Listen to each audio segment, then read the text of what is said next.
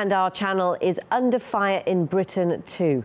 RT's adverts in the London Underground have provoked an angry response from a high-ranking Labour Party MP.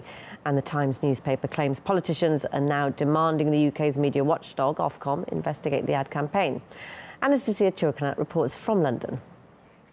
Yet another case of RT scandalising a Labour politician here in the UK, as well as the Times newspaper. Why? All due to its ad campaign, where we've seen yet another RT bashing piece appear in the Times with a headline, quote, "Kremlin TV adverts on Tube trigger call for Ofcom inquiry," end quote. Note how they're not even saying Kremlin backed or Kremlin sponsored. It's just Kremlin TV at this point.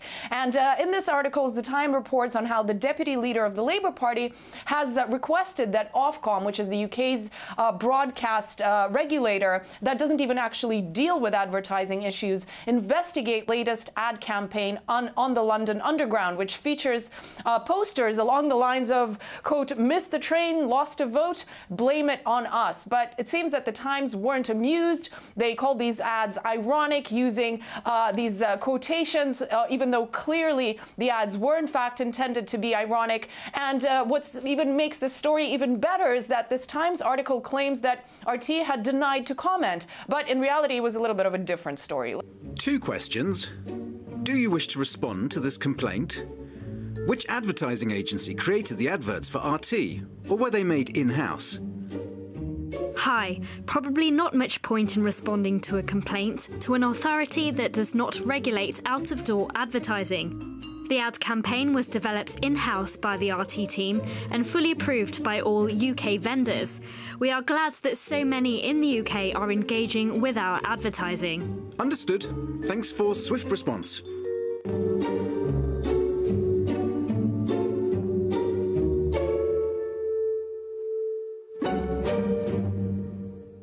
Well, obviously, none of those comments, for some reason, ended up making it into this article. And it's curious that the Times reports on the deputy Labour Party leader saying that he wants RT investigated, given that Jeremy Corbyn, the Labour Party leader himself, was a very frequent guest on RT before he became party leader, including having endorsed the channel on Twitter. Let's take a look. I am very concerned at this increase in US bombardment of Syria without, as I understand it, any legal basis. What we've now done is involved ourselves in a civil war.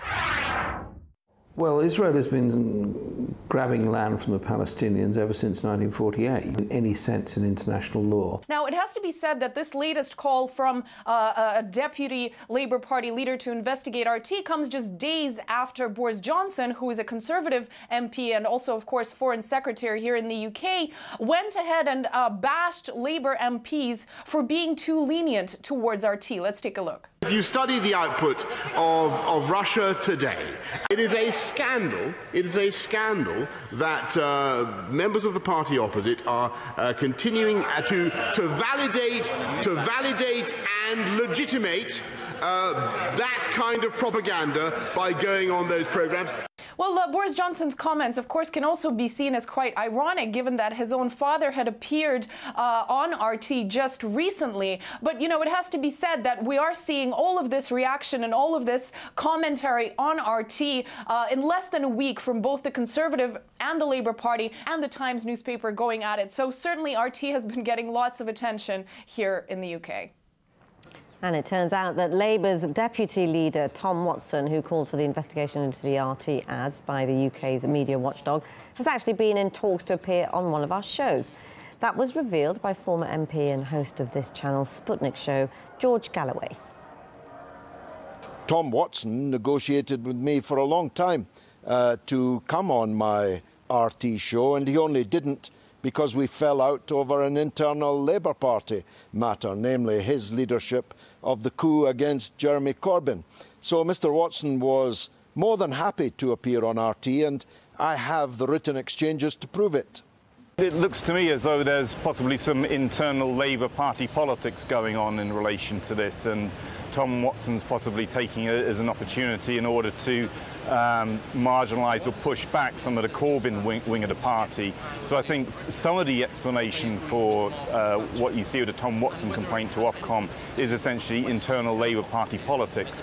But again, that needs to be seen in a broader context of a political establishment in the UK which is very uneasy about the rise of Corbyn and is very uneasy about the extent to which channels such as RT are giving airtime and a voice to MPs associated with Corbyn. It's politically driven at the end of the day.